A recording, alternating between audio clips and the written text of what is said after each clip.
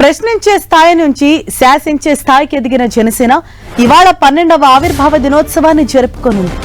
ఒక్క సీటు నుంచి పోటీ చేసిన అన్ని స్థానాలను గెలుచుకునే స్థాయికి ఎదిగిన జనసేన అతిపెద్ద పండుగ చేసుకునేందుకు సిద్ధమైంది. ప్రభుత్వం ఏర్పడిన తర్వాత మొదటి ఆవిర్భావ దినోత్సవం కావడంతో భారీ స్థాయిలో ఏర్పాట్లు చేసింది. ఈ వేడుకలకు జన సైనికులు, అభిమానులు భారీగా తరలిరానున్నారు.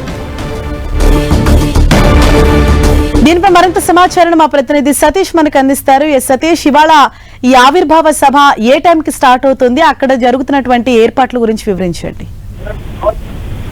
హరీష, పిఠాపురం నియోజకవర్గంలో ఒక పండగ వాతావరణానికి వేదిక అయిందని చెప్పాలి. జనసేన ఆవిర్భావ 12వ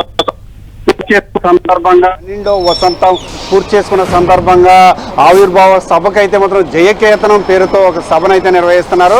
పిఠాపురం నియోజకవర్గం చిత్రాల్లో సభకు సర్వం సిద్ధం చేశారని చెప్పాలి. అయితే ప్రస్తుతానికి మనం సభా వేదిక వద్ద అయితే మాత్రం ఉన్నాము. సభా వేదిక వద్ద అన్ని ఏర్పాట్లు కూడా సిద్ధం చేసి ఒక్కొక్కరుగా కూడా సభ వద్దకు అయితే మాత్రం చేరుకున్నారని కూడా మనం చెప్పుకోవచ్చు. సుమారుగా అంటే 2 లక్షల మందితో కూడా ఈ సభ నిర్వహించేందుకు జనసేన నేతలు అయితే మాత్రం పూర్తి స్థాయిలో అంటే దీనికి సంబంధించి అన్ని రకాల ఏర్పాట్లు అయితే మాత్రం సర్వం సిద్ధం చేశారు.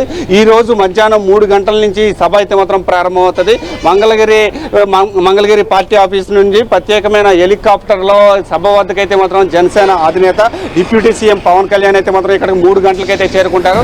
3 గంటలకు వచ్చిన తర్వాత సభ అయితే మాత్రం ప్రారంభమవుతుందని కూడా మనం చెప్పుకోవచ్చు. అయితే ఇప్పుడు వరకు కూడా అంటే ప్రశ్నించే స్థాయి నుంచి శాసించే స్థాయికి వచ్చిన జనసేన పార్టీకి మొదటిసారి 12వ ఆవిర్భావ దినోత్సవంలో మొదటిసారి కూటమి ప్రభుత్వం ఏర్పడిన తర్వాత మొదటిసారి ఒక పండగ వాతావరణంలో ఇటు జనసేన నేతలందరూ కూడా ఇటు మన తెలుగు అంటే ఆంధ్రప్రదేశ్ రాష్ట్రమే కాకుండా 2 తెలుగు రాష్ట్రాల నుంచి ఇటు తమిళనాడు, కర్ణాటక, బెంగళూరు ఇతర రాష్ట్రాల నుంచి కూడా ఈ జనసేన ఆవిర్భావ సభకు వచ్చేందుకైతే మాత్రం ప్రజలు కూడా తరలి వస్తున్నారని చెప్పుకోవచ్చు. ఇటు అభిమానులు, అటు కార్యకర్తలు అంతా కూడా ఒక పండగ వాతావరణంలో పిఠాపురం చిత్రాడ దగ్గర అయితే మాత్రం పండగ వాతావరణంతో సంబరాలు మాత్రం అంబరాన్ని తాకే విధంగా ఇక్కడ సభను కూడా నిర్వహిస్తున్నారని చెప్పుకోవచ్చు. ఈ సభకు సంబంధించి అంటే సుమారుగా ఒక 2 లక్షల మంది ఇక్కడికి ఈ సభకు హాజరవుతారని చెప్పి ఒక అంచనా అయితే వేస్తున్నారు.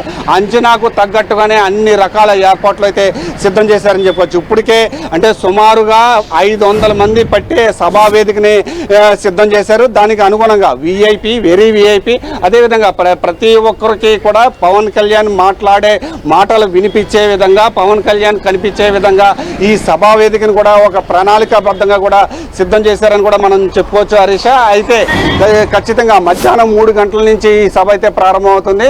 రాష్ట్రం నలుమూలల నుంచి కూడా ఈ ప్రాంతానికి వచ్చేందుకు ఇప్పటికే ఒక్కొక్కరుగా కూడా సభా వేదిక వద్దకైతే చేరుకున్నారని చెప్పుకోవచ్చు. దీనికి సంబంధించి ఎటువంటి అవాంఛనీయ సంఘటనలు జరగకుండా ముందస్తు జాగ్రత్త చర్యలు అయితే పోలీసులు ప్రత్యేక నిఘా కూడా ఏర్పాటు చేశారు. సుమారుగా 2000 మంది పోలీసులతో 75 సీసీ కెమెరాల నడుమ 15 డ్రోన్ల మధ్య ఈ సభా వేదికకు సంబంధించి పటిష్టమైన నిఘా వ్యవస్థను కూడా ఏర్పాటు చేశారని కూడా మనం చెప్పుకోండి. అంటే ఈ సభకు సంబంధించి ఒక ప్రత్యేకత కూడా సంతరించుకుంది. ఎందుకంటే జనసేన అధినేత పవన్ కళ్యాణ్ గెలిపించిన పిఠాపురం నియోజకవర్గ ప్రజలకు ప్రత్యేకమైన కృతజ్ఞతలు తెలిపేందుకు ఆ ప్రజల కృతజ్ఞతను పిఠాపురం నియోజకవర్గం ద్వారా ఏంటి ఈ సభ ద్వారా వాళ్ళకి కృతజ్ఞతలు చెప్పడానికి ప్రత్యేకంగా ఈ పిఠాపురం నియోజకవర్గంలో కూడా ఈ సభను కూడా ఏర్పాటు చేశారని చెప్పుకోవచ్చు. అయితే 12 సంవత్సరాల నుంచి కూడా ఇప్పటి వరకు కూడా మనం చూసుకుంటే కనుక ఇప్పుడు కూడా ప్రతిపక్షంలో ఉన్నారు. మొదటిసారి ప్రభుత్వం వచ్చిన తర్వాత ఈ సభ అత్యంత వైభవంగా చేసేందుకైతే మాత్రం రంగం సిద్ధం చేసేసారని కూడా మనం చెప్పొచ్చు. అయితే దీనికి సంబంధించి 3 గంటల సమయంలో ఈ సభ కూడా ప్రారంభం కానుంది. అయితే పవన్ కళ్యాణ్ ఏం మాట్లాడబోతున్నారు, దిశ ఏమి నిర్ణయించబోతున్నారు, ఏం మాట్లాడబోతున్నారు అనే దానిపై ప్రతి ఒక్కరు కూడా ఆసక్తిగా కూడా ఎదురు చూస్తున్నారని కూడా మనం చెప్పుకోవచ్చు హరీష. Thank you Satish.